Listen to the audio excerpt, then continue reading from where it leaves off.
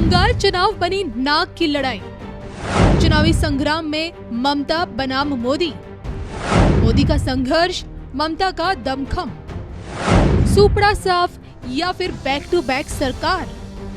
पश्चिम बंगाल चुनाव पर dictator astrologer की बड़ी भविष्यवाणी, वो भी सिर्फ और सिर्फ धर्म ज्ञान पर।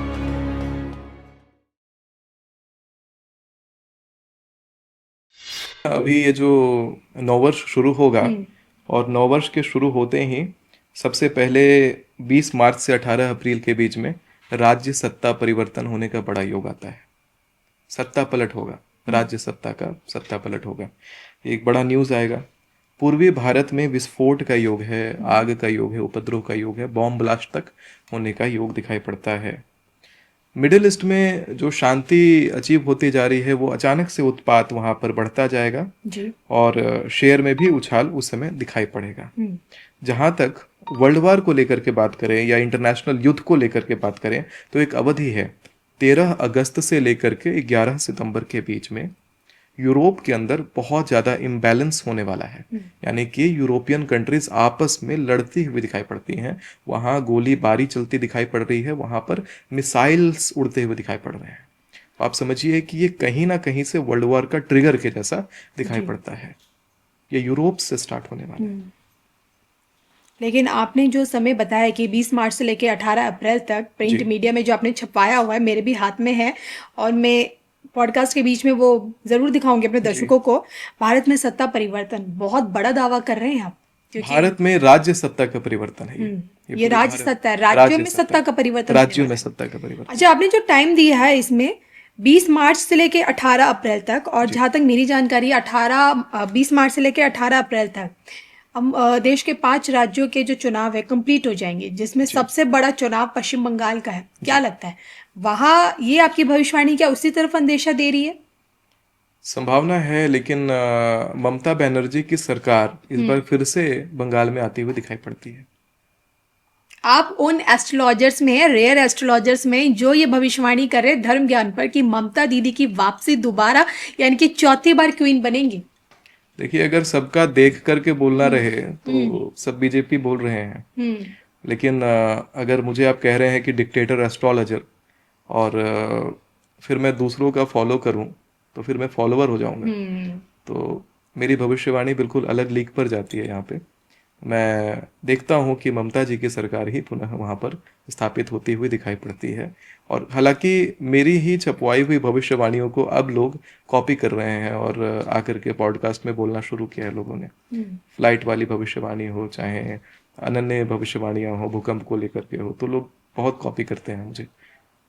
अच्छा, आप ममता की जीत की भविष्यवाणी क्यों करें? इसके पीछे का रीजन तो आपको बताना पड़ेगा। देखिए, भविष्यवाणी करने का ये अर्थ नहीं होता कि आप उस पार्टी से या उस व्यक्ति से अटैच्ड हैं।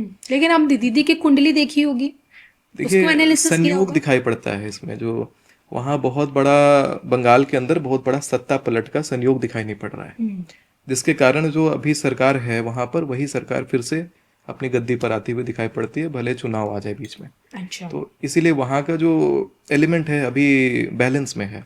वहाँ पे काफ़ी लड़ाई झगड़े अभी और आते हुए दिखाई पड़ते हैं।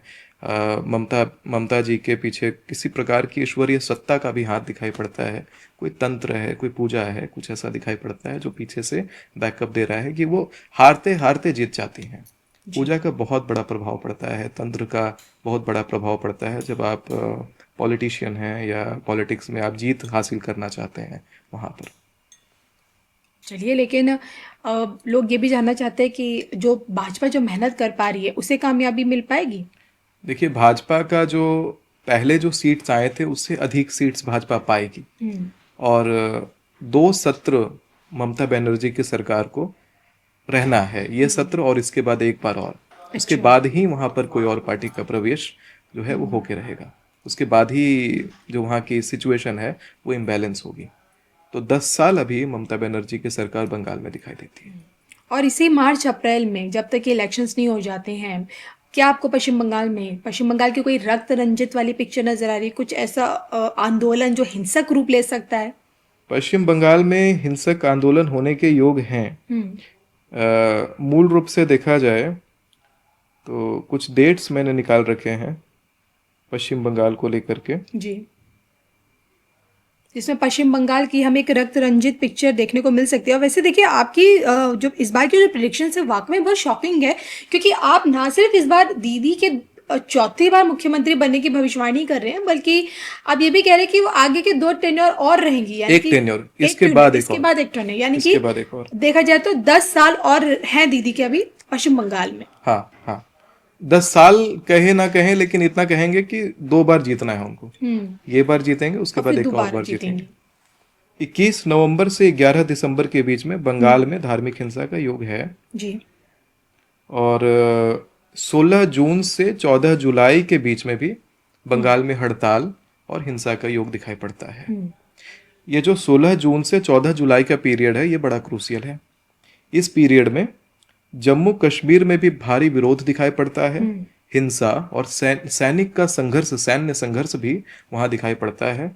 वहां पर प्रोटेस्टर्स बहुत एक्टिवेट रहने वाले हैं और बॉर्डर के ऊपर बहुत सारी हलचल दिखाई पड़ने वाली है। जी, एक मैं बड़ी भविष्यवाणी उसमें करना चाहता हूं कि 16 जून से 14 जुलाई के बीच में आप सभी अपने अपने फ्लाइट टिकट कैंसिल कर दें और ट्रेन से भले ट्रेवल कर सकते हैं, क्योंकि इस समय फ्लाइट क्रैश का योग है।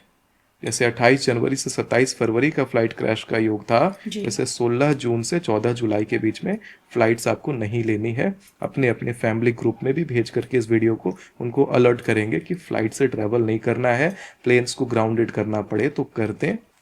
21 नवंबर से 11 दिसंबर के बीच में बंगाल में धार्मिक हिंसा का योग है। जी, और 16 जून से 14 जुलाई के बीच में भी बंगाल में हड़ताल और हिंसा का योग दिखाई पड़ता है। ये जो 16 जून से 14 जुलाई का पीरियड है, ये बड़ा क्रूसियल है। इस पीरियड में जम्मू कश्मीर में भी भारी विरोध दिखाई पड़ता है। हिंसा और सैनिक का संघर्ष, सैन्य संघर्ष भी वहां दिखाई पड़ता है।